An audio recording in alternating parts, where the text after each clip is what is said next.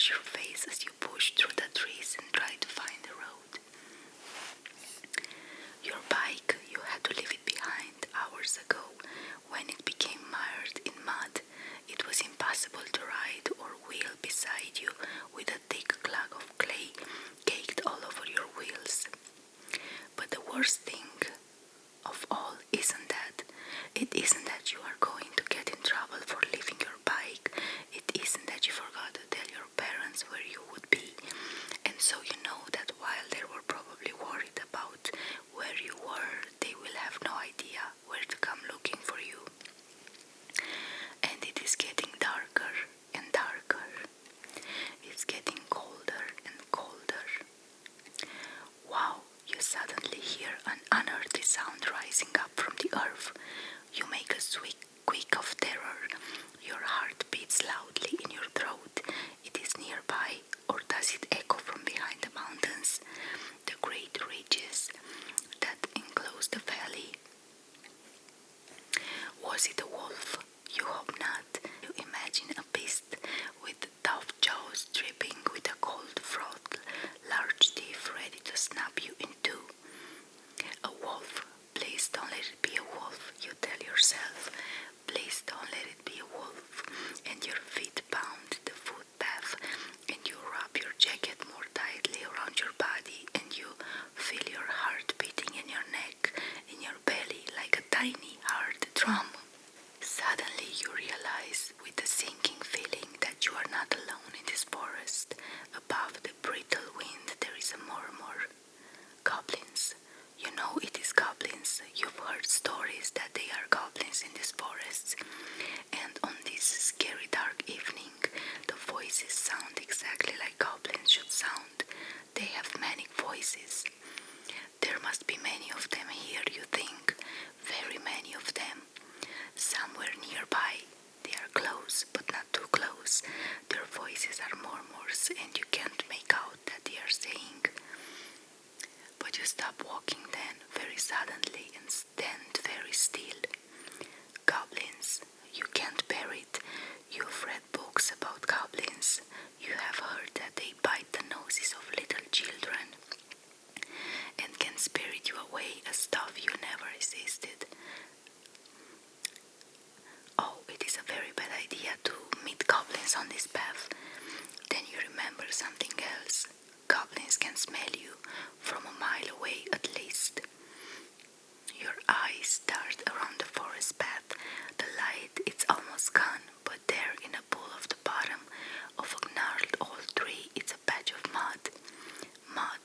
Perhaps mud will do it, you think. You move slowly, quiet as a hunted animal. Trembling, you crouch and rub the mud on your face and neck. Your hands too. Anywhere you can see skin showing. The mud is icy and sends shivers through your body as you rub it on your goosebumps. But finally it is done. You stand up, muddy, cold as Antarctica. The voices murmur and then suddenly rise more loudly than ever. You jump. Too late to run. You don't even know where to run to. You dart behind a tree. You hide behind that tree. You lean against the chill bark and wait to see the dead goblins.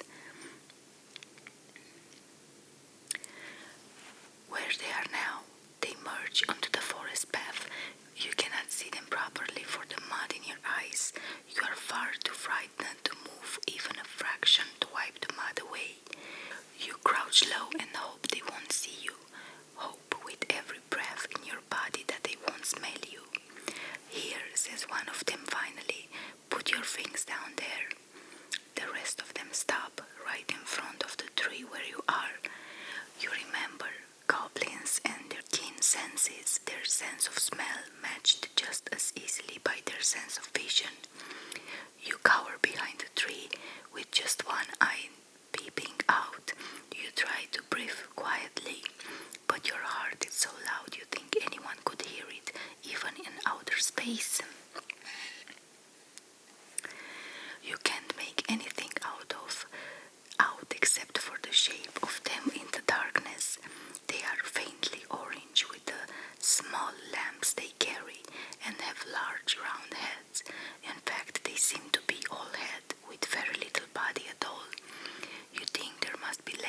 tummy carrying them along, but in the darkness with the mud in your eyes, it is difficult to see.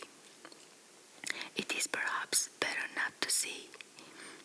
Slowly you let yourself slide down until you are completely hidden behind the tree. What shall we do with our knives? Put them behind that tree. Your heart stops still. You listen, not daring to look. Footsteps, the sound of knives being thrown in a heap. Thank goodness, it is at the tree on the other side of the path. A story, a story. Yes, on this cold night.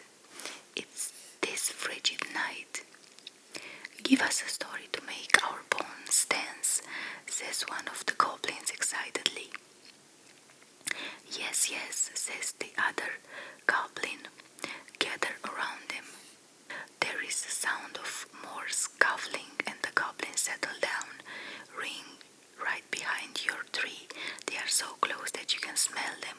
They smell of toadstools and truffles and beers rotting in the grass.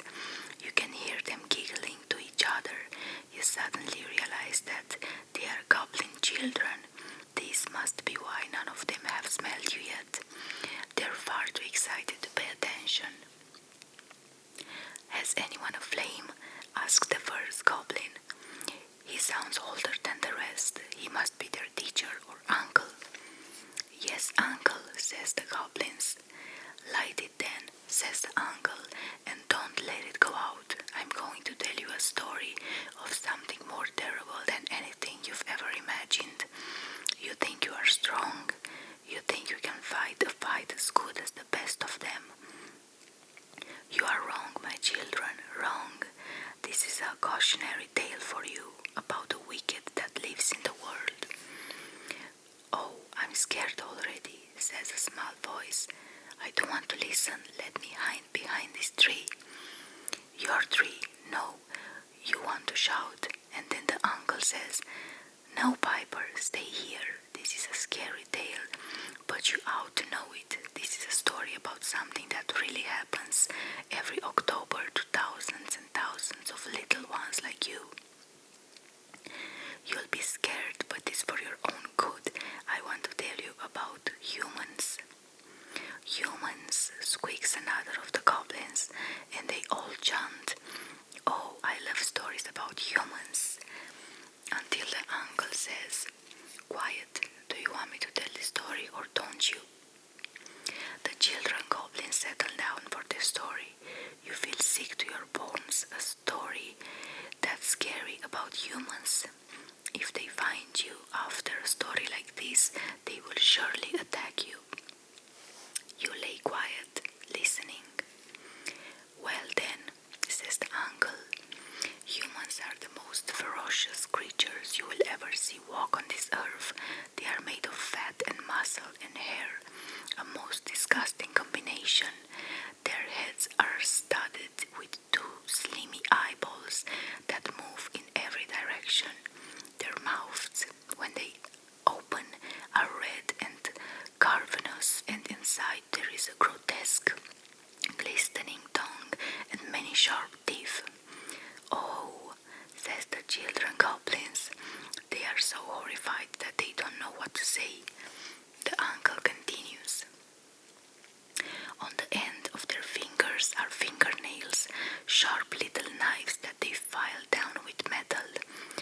If they didn't do this, their fingernails would grow so long and curly that they would resemble monstrous horns. But the worst thing about them is their appetites. Disgusting creatures. They move through forests like this one, eating everything in their path. No plant or animal is safe. Yes, humans are everywhere in the forest and out of it. Listen carefully, for there could be even one nearby you. Oh no, does the uncle know you are there? You don't dare to breathe. The children are quiet, listening. In the great silence of the now inky dark forest, the uncle's voice rises amongst the trees. Children, on the 31st of October each year, we reach the zenith of the human horrors. Every year on this night, do you know what those dread humans do? They take a head, it could be anyone's head here, a head just like yours. They cradle it in cruel fingers. They caress it coldly. Then they twist it quickly. They separate head from body. "Oh no," cry the children goblins. "I'm going to be sick," says one in a plaintive voice. "I'm telling you for your own good," replies the uncle, "but we have not come to the worst of it yet." Here they stand with the once warm head dropping between their fingers. Your head, Frankenslop, or your head, Little Panswick, and they take a great big knife. One of the goblins starts to scream, and then they all scream together. The screams of goblin children ring out through the forest. There is a great noise of wailing, crying screamingly, and scrambling. It is ferocious and terrible. "And they cut the insides of the head out," says the uncle over the noise, "and they leave holes for the eyes and mouth, and inside it they put a burning flame, a candle, and put the head on a stick outside their front door. There, now you know the horror of humans on the 31st of October. The screaming continues. You hear a great noise as the goblin children stand up and start bashing around the forest floor, looking for knives in the darkness, wailing for their mothers. In the hubbub, there is suddenly a crashing sound, and one of the goblins spins around the tree you are hiding behind. In the weak flame of his torch, he sees you. You see him. You look at each other. And then the child cries, "Oh no!" and screaming madly turns and runs through the foliage, through the darkness. The other children follow him, crashing and screaming and shouting. They disappear into the darkness. You listen to the sounds of them fading away. You stay slumped on the ground against the tree, relieved to have survived such a horrific experience. You are no longer scared. You saw in the torchlight what the creatures were. They were not goblins at all. They were little